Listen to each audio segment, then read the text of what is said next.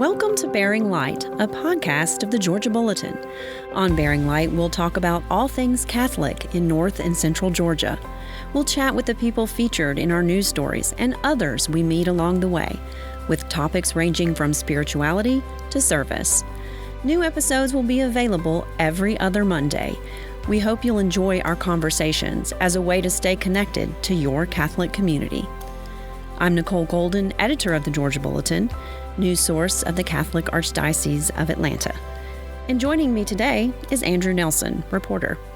Good afternoon, good morning. Hello. Very excited to be here at the inaugural episode of Bearing Light. Yes, it's exciting. We're diving into the podcast world in addition to the other methods of news delivery we have. So it'll be a fun, and we'll learn a lot too, I'm sure. Absolutely. I think this can be a good way to reach people in their cars or while they're cooking dinner, wherever people listen to podcasts. We want to. Absolutely. And I hope we can bring on, of course, clergy and religious, but ministry leaders, but also just regular folk from the pews too. Yeah, it'll be wonderful to share the voices of people that we interview, people that are featured in our newspaper, to have them share their story with folks on the Bearing Light podcast and tell us a little bit about what makes them tick and their little faith journeys and how they're inspired by the gospel.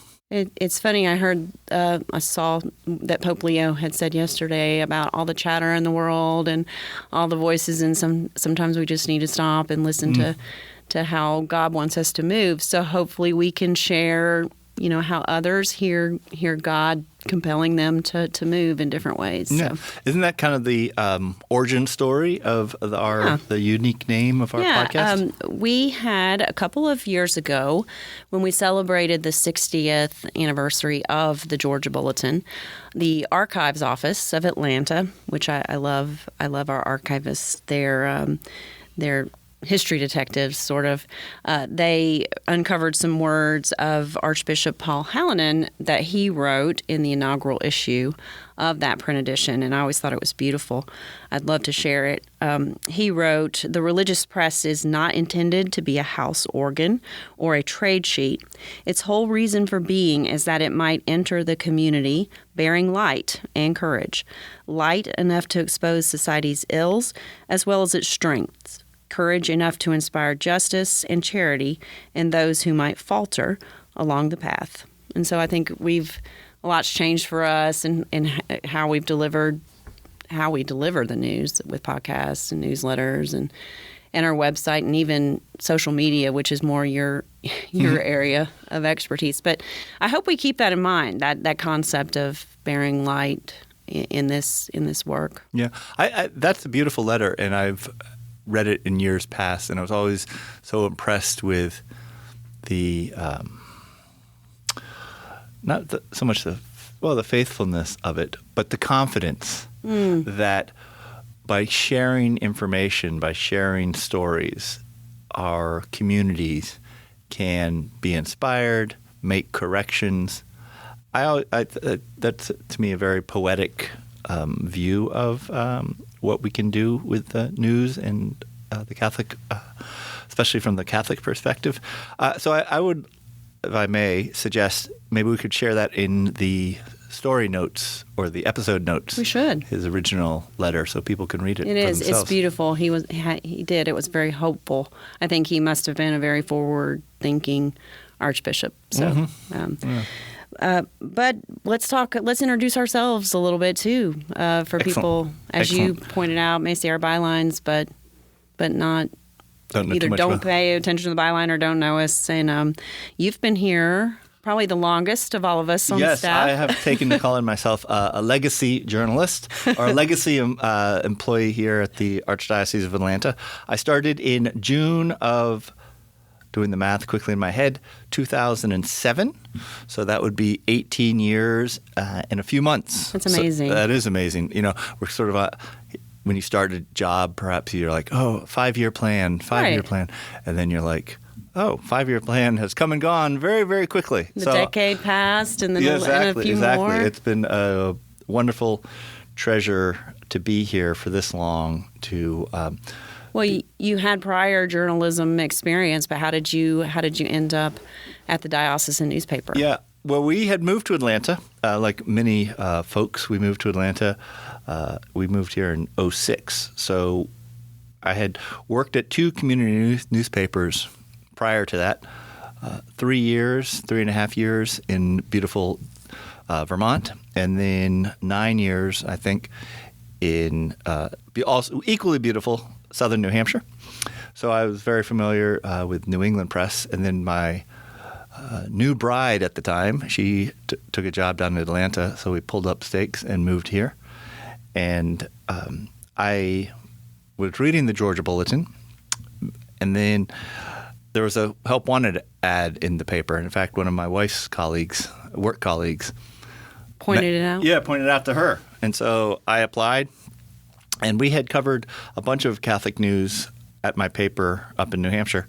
There was a merger of several. Time has erased exactly how many I can remember, but 5 or 6 Catholic churches in our city. And I had I had done a package of stories on them, examining each one, talking to parishioners, kind of what the vibe, what the characteristic, what the specialty of each of the parishes were. And up in New England, the parishes dated back to like the 1800s, and they were often started by immigrant groups moving in to work in the mill towns. So in my community in Nashua, New Hampshire, we had a Lithuanian parish, we had a Polish parish, we had a French-Canadian parish, we had an Irish parish. And so I had written about the stories about their mergers and from the diocese perspective, from the parishioners' perspective. And it was probably like a year and a half project.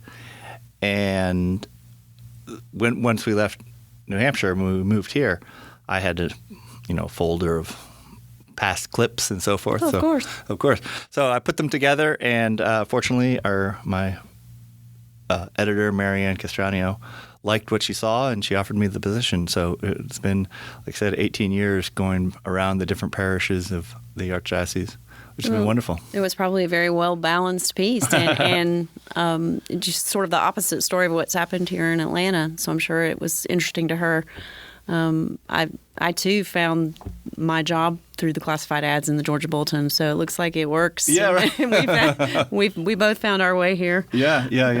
And she too brought me on here. So, but what was your journalism journaling? How did you? I mean, I always, as a child, I always loved reading and writing, and would pull out the Sunday paper and open it up, spread it out on the floor, and read it. And but decided to study broadcast journalism and did that. And toward the end of it, thought, I really should have studied print. That's really more my thing. But I did venture out into the professional world in radio news, and then did some public relations work, which is sort of the opposite of of journalism. But I eventually found my way to work for a daily newspaper like you, small community newspaper.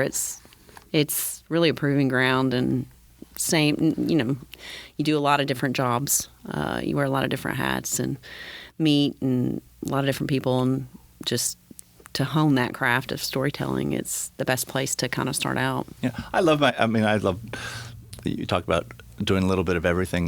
Yes. One of my fondest memories of starting out in journalism was it was a 6-day-a-week paper, and we had a rotation of darkroom duties. So we would have to collect. I mean, you're going to admit you remember the days of darkrooms? Yes, I mean, I'm really dating myself because we shot on film. I remember them too. Yeah, we shot on film. So I'd collect all the spools of film. I'd run into the dark room and have to develop the film, and then run the film back out to the news desk. The editors would clip the photos that they wanted, then run back into the darkroom to develop the film. Local newspapers are a gem. I love them. They really are. There's nothing like them. You can do, you can cover a Board of Health meeting, but then do a wedding write-up and, dealing with mothers of the bride. And just all kinds of unique human experiences. Oh, absolutely. And then sharing those with readers and hoping they learn and something resonates with them as well. Yeah. So we both are Catholic, and we probably have different stories of that. You are a cradle. I am. That's Catholic? right. That's right. I'm a cradle Catholic. I have baptized when my family lived in Arlington, Virginia. So I was born in Arlington and got baptized there. But one of my cradle Catholic stories has been because of my dad's work with the federal government. We lived overseas for many, many years. And outside of our family home, I've always, the church was always home. It really fostered in me a sense of ownership of the church. I've always felt that I could go into any Catholic church and feel like it was mine. There's never. That's wonderful. Yeah, I've never felt like, oh, I'm a stranger visiting. It's like I am a cousin who has been away for a long time, but I'm coming back to something that's familiar. Familiar was the word. Yeah. So whether when I was a kid, we would go to Mass sometimes in French, which I didn't speak a lick of French, but I always I knew Mass, and so growing up in the church, a deep familiarity, a deep sense of ownership, a deep sense of any church that I go to around the world, and I've been very fortunate to be able to travel. I've always felt like, oh, I'm a member of the family, just a little distant. I have a place that I can go, sort of. Absolutely. Yeah, absolutely. And you've lived in places where maybe Catholicism isn't very, it's not common. It's very true, very true. The sense of when we lived in Egypt, we attended, Holy Family Church was the name of the church, and we would go on because of the local culture, we would go to Mass on Saturdays. Our school week, I was in middle school at the time, our school week was Sunday through Thursday.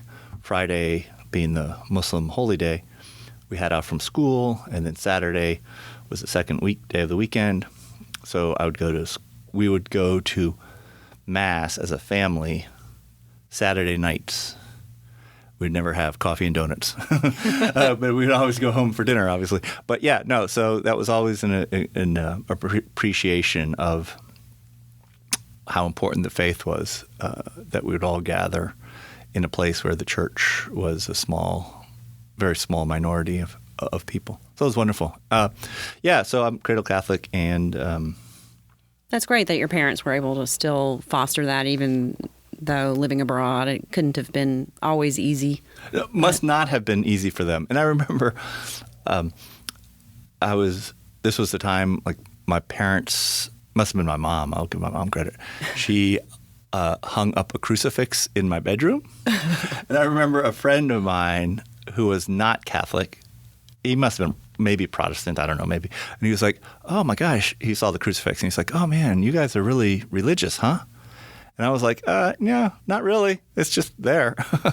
But anyways, tell me your story. How you joined the church. I'm not a cradle. I entered the church as an adult, actually, through the RCIA program at Holy Trinity.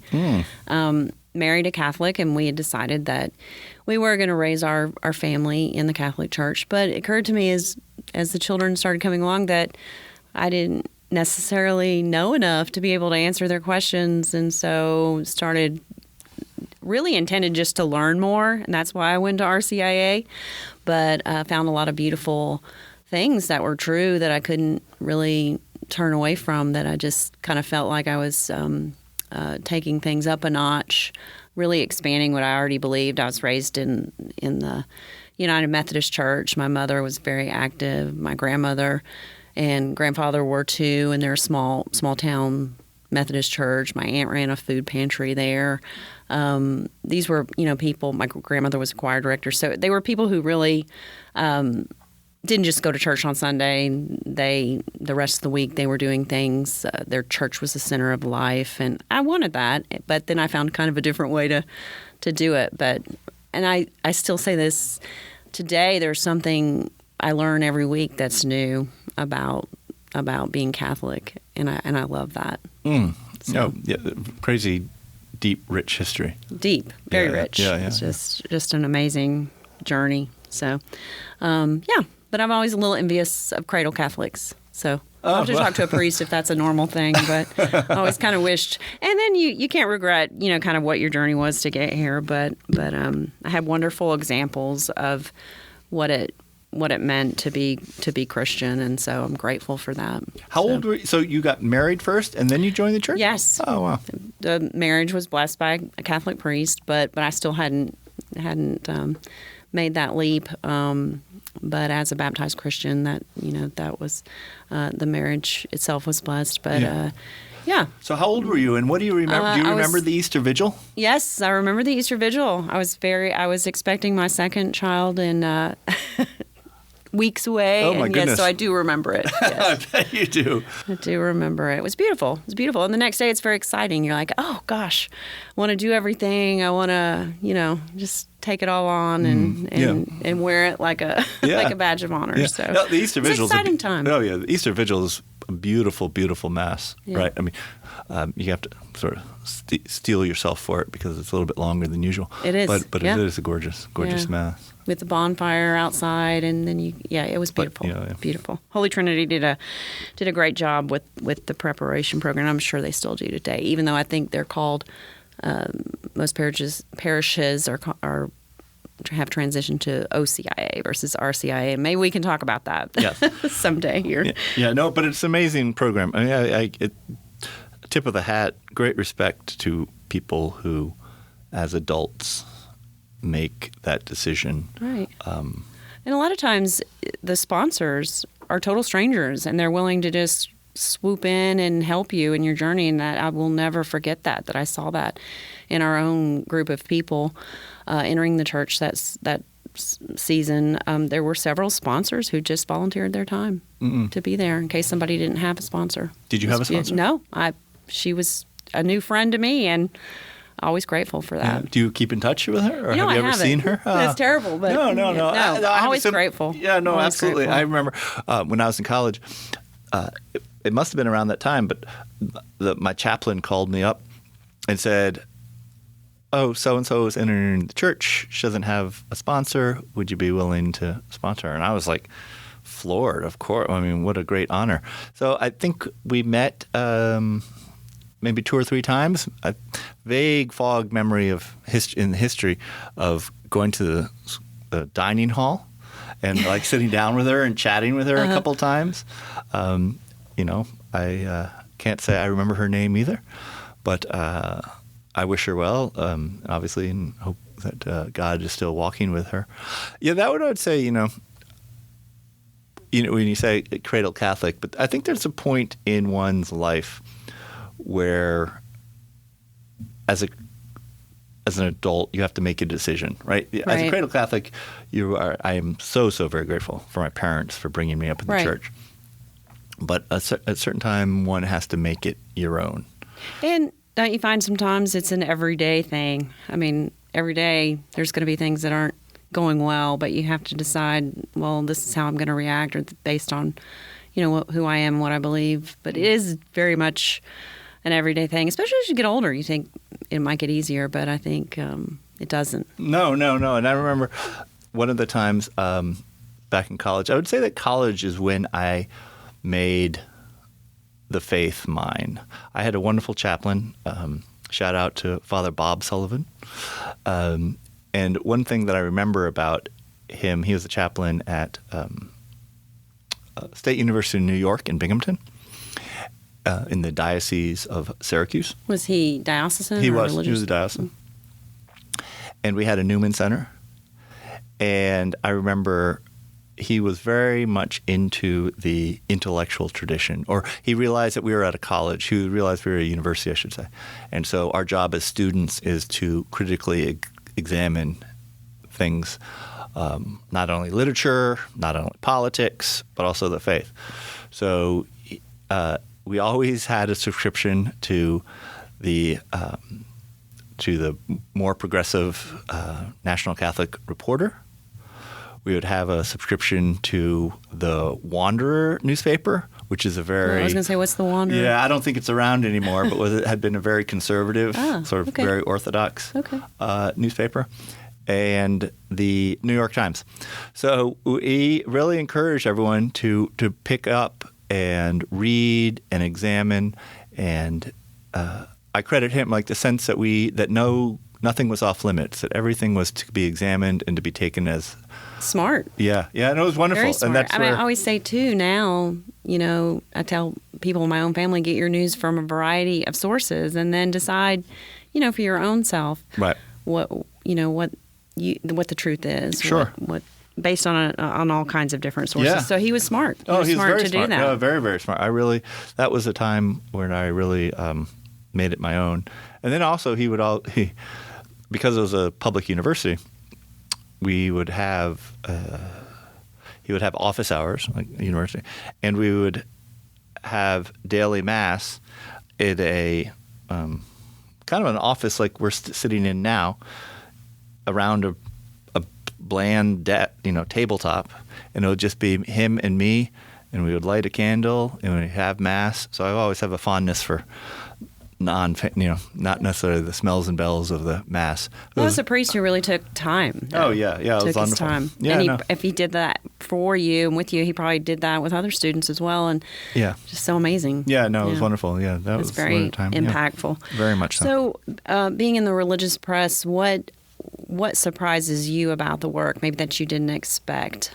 Yeah, we've always had editors here at the Georgia Bulletin, of which I'm deeply grateful, who have always encouraged me to tell stories of people living the faith, people who have taken it upon themselves to be motivated, to be inspired by the gospel stories, by Jesus' life. And that's always been a great surprise to me, whether it's a nurse at St. Joseph's Hospital or somebody starting a choir of men who are homeless, or people who collect relics, right? The people who have the variety of ways people live their life. I read this description of the religious press in another publication. The name is the publication escapes me right now, so I can take no credit with it. But the author was describing religion writing, religious journalism, as slant journalism. And she was not slant as in prejudicial, but rather takes the word slant from the poem by Emily Dickinson, "Tell all the truth, but tell it slant." And the opening line of the poem is, "Tell all the truth, but tell it slant," meaning if you just write about religious issues head on, you may lose people. But if you tell it slant, if you come at it from a different perspective, a different angle, it all of a sudden becomes illuminating. Becomes real. Exactly, yeah. And people want to read those stories because they're human stories. So that's kind of what always been inspired me about the religious press, writing for the Catholic newspaper, the Georgia Bulletin, the variety and richness of stories that we're able to tell. And hopefully our listeners will be able to experience for themselves through this podcast. How about you? How long have you been the editor now? I was thinking about that the other day. Been the editor for, now my math skills are fading, for probably about, 6 years. 6 years. Yeah. And then before that, reporter here. But yeah, in the dozen years, I still do a little bit of writing, although I wish I was doing more. But just had some amazing experiences that I might not have had working in secular media. Michael Alexander, our former coworker, and talented photographer, outstanding, he and I, outstanding human being. Oh gosh, Lord. yes, what an inspiration! If I could only share all the things that he has done that people don't know about. But he and I went twice to the women's prison in Alto, the maximum security prison. I never expected to be to be given admittance to a place like that to watch Mass being celebrated, or he and I visited with refugee families in their apartments, trying to make a go of it here.